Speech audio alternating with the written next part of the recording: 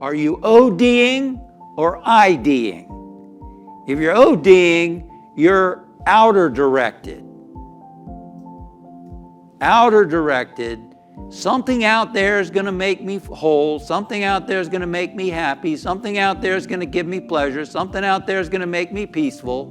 We're ODing, outer directed, instead of IDing, inner directed. Knowing our identity as a spiritual being, which is what? God living itself as us.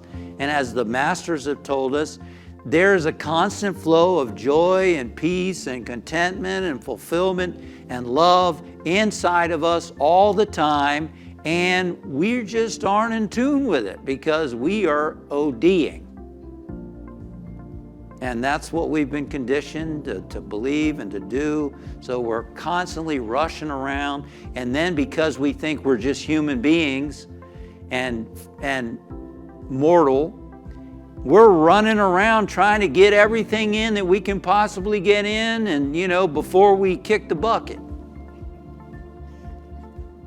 So we're in a hurry. It's later than you think, right? It's the old saying, later than you think. Got to get around and get it all in while you can. Get what's mine while I'm here. And people are stressed out. They're running around. They're just stressed out, in a hurry all the time.